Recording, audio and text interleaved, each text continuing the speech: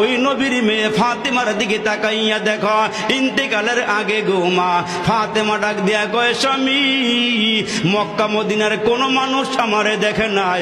আমি লম্বা ছিলাম না বেটে ছিলাম, আমি খাটো ছিলাম না মোটা ছিলাম না চিকন ছিলাম, কেউ আমারে দেখে নাই। জীবদ্দশায় যেহেতু আমারে কেউ দেখে নাই, মরার পরেও যেন কেউ না দেখে আমারে, আমার লাশটা যেন দেইকা মন্তব্য করতে না পারে।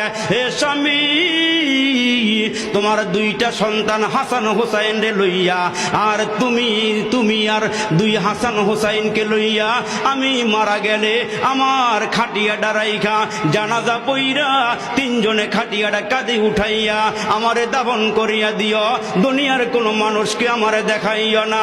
হযরতে আলী ডাক দিয়া কয়, ফাতেমা রে, খাটিয়া বহন করতে 4 জন লোক লাগে।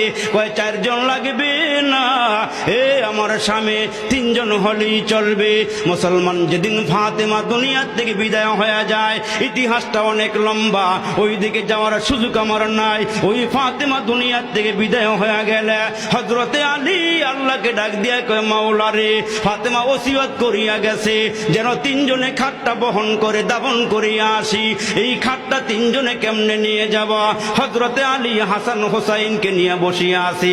ইন্দিমে টাইমে বাহিরে নজর করিয়া দেখে হযরতে আবু যর গিফারি রাদিয়াল্লাহু তাআলা আনহু হযরতে আলীর ঘরের দিকে আসতেছে।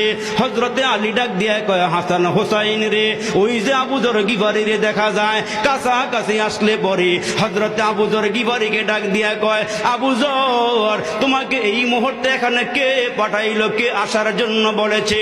হযরতে আবু যর ডাক দিয়া কয়, আলী, রাতের বেলা আমি যখন ঘরে ঘুমাইয়া আছি, আমার নবী আমারে ডাক দিয়া কয়, আবু যর রে, রাতের বেলা এ আবু যর দেরি কইরো না, ফাতেমা মারা যাবে, তার খাটটা বহন করার জন্য